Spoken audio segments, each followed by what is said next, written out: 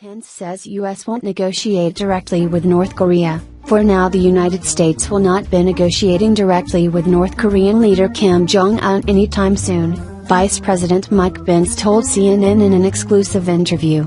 The only thing we need to hear from North Korea is that they are ending and ultimately dismantling their nuclear weapons and ballistic missiles program, Pence said aboard the USS Ronald Reagan at the Yokosuka Naval Base in Japan.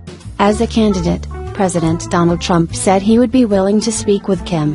But asked Wednesday if he envisioned direct negotiation between North Korea and the U.S., Pence replied, "Not at this time."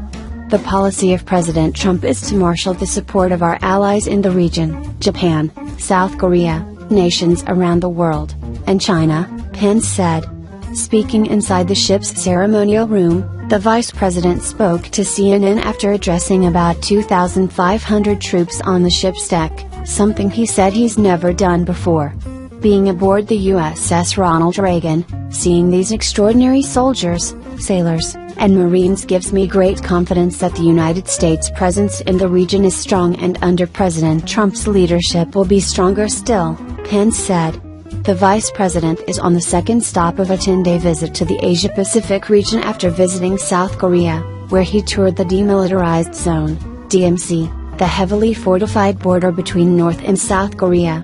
Pyongyang has been a main focus of his visit and public speeches so far, during which he's stuck fast to the U.S. message that the era of strategic patience is over. The days of broken promises and the days of running out the clock on agreements with the wider world are over, Pence said. Tensions between North Korea and its adversaries have flared recently ahead of a key holiday and amid analyst reports of a potential sixth nuclear test. The nuclear test is yet to happen, but Pyongyang tested a missile Sunday which ended in failure. Pence would not confirm or deny to CNN whether the U.S. used cyber capabilities to thwart it. "I really can't comment on the electronic and technical capabilities of our military, but we certainly would recognize that that was a failed missile test. It failed almost immediately," he said. Pyongyang's repeated missile tests suggest progress is being made to achieve the country's stated goal of developing a ballistic missile armed with a nuclear warhead capable of reaching the United States. Trump's new strategy involves engaging with North Korea's neighbors to bring an end to their pursuit of nuclear weapons, Pence said. "There's no question North Korea represents the most dangerous and most immediate threat in the Asia-Pacific, and President Trump is determined to confront that threat by marshalling unprecedented cooperation with allies in the region and China and the world," Pence said.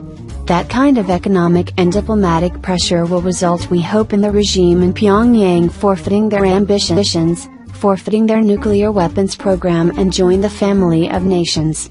Pence pointed to reports of China turning away coal exports from North Korea as an example of the new U.S. strategy bearing fruit. "We're already seeing our allies in South Korea and Japan and the wider world standing behind us, but China is taking unprecedented steps to economically isolate North Korea, and given the fact that China represents more than 80% of the exports from North Korea is enormously important," Pence said.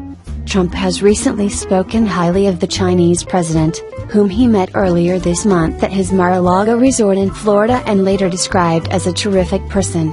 China announced in February that it would stop accepting coal from North Korea, which accounted for a third of all official North Korean exports in 2015, as it had already reached its import limit set by UN-imposed sanctions. But data from China's Customs Department show the value of North Korean imports to China for the first quarter of 2017 increased 18.4% compared to the same time frame a year earlier. Pence also said comments from the White House on the whereabouts of the USS Carl Vinson Navy Strike Group were not purposefully misleading. Trump said in an interview with Fox Business Network last week he was sending an armada to the Korean peninsula in a show of force, including the USS Carl Vinson. But the strike group was actually on its way to participate in military exercises in the Indian Ocean, some 3,500 miles in the opposite direction. A senior official with the Trump administration said the mistake was due to miscommunication. "The point the president was making is that we're ready. We're ready to defend our allies in this region. We want to send an unambiguous message especially to North Korea that any attempt to use weapons of any kind against our allies in this region or American forces abroad will be defeated and will be met with overwhelming force," Pence said.